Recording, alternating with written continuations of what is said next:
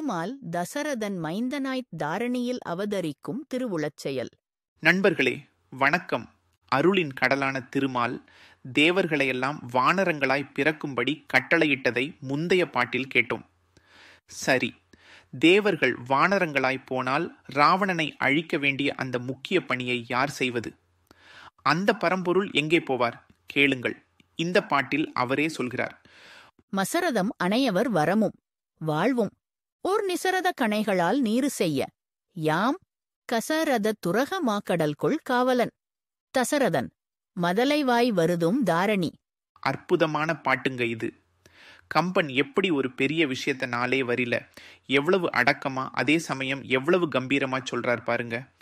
முதல் வரியை பாருங்க. மசரதம் அணையவர் வரமும் வாழ்வும் ஓர். மசரதம் அணையவர். மசரதம்னா என்னங்க? காணல் நீர் தெரியும் இல்லையா? வெயில் காலத்துல தூரத்துல பார்த்தா தண்ணி இருக்கிற மாதிரி தெரியும், கிட்ட போனா ஒண்ணுமே இருக்காது.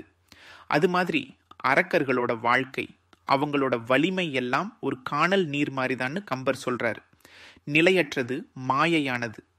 அப்படிப்பட்ட நிலையற்ற அணையவர் அரக்கர்களோட வரமும் வாழ்வும், அவங்க பிரம்மா கிட்ட வாங்கின வர பலமும், அதை வச்சு அவங்க வாழ்ற ஆர்ப்பாட்டமான வாழ்க்கையும்.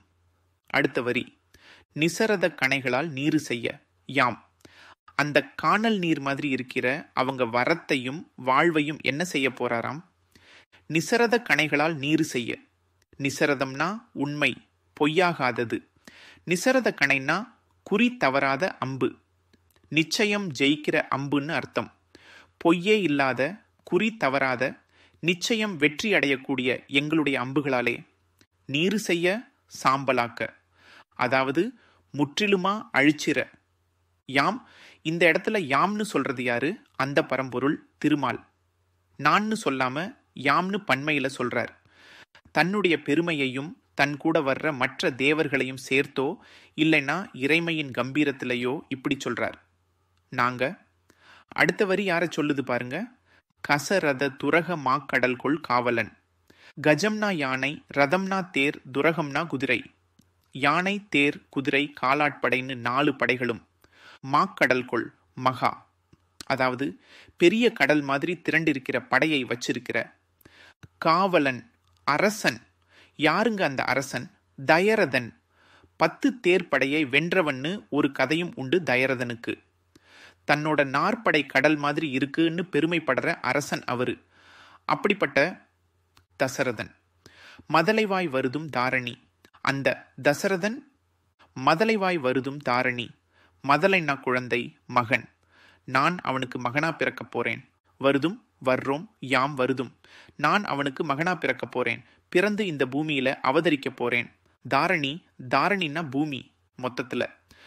அந்த காணல் நீர் மாதிரி மாயையான அரக்கர்களோட வர பலத்தையும் அவங்க வாழ்ற வாழ்க்கையையும் என்னுடைய குறி தவறாத அம்புகளாலே முற்றிலுமா அழிக்கிறதுக்காக யானை, தேர், குதிரை, காலாட்படைன்னு கடல் மாதிரி பெரிய படையை கொண்ட அரசனான தசரதனுக்கு மகனா இந்த பூமிக்கு வந்து அவதரிக்க போறேன்.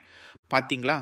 தேவர்கிட்ட நீங்க வானரமா போங்கன்னு சொல்லிட்டு தான் எங்க வரப்போறார்னு அடுத்த பாட்டுல எவ்வளவு தெளிவா, எவ்வளவு உறுதியா சொல்றார். மசரதம் அணையவர்னு அரக்கர்களோட நிலையற்ற தன்மையை சொல்லி, நிசரத கணைகள்னு தன்னோட வெற்றியின் உறுதியை சொல்ற கம்பரோட வார்த்தை பிரயோகம் அப்படியே நம்ம மனசுல நிக்குது. இந்த ஒரு பாட்டுல அந்த கருணை கடலான திருமால் தான் பூமிக்கு வரப்போற செய்தியை சொல்லி, இனிமேதான் ராமாயண கதை ஆரம்பிக்க போகுதுங்கிற ஒரு குறிப்பை கம்பன் கொடுத்து நம்மை அடுத்தடுத்து என்ன நடக்க போகுதுன்னு ஆவலோட காக்க வைக்கிறார். அற்புதம்.